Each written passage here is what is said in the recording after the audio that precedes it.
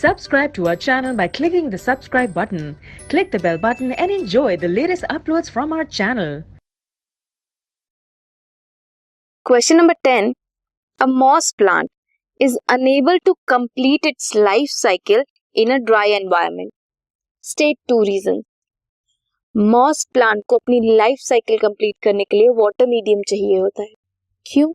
Because pollination जो है वो होती है थ्रू वाटर मीडियम.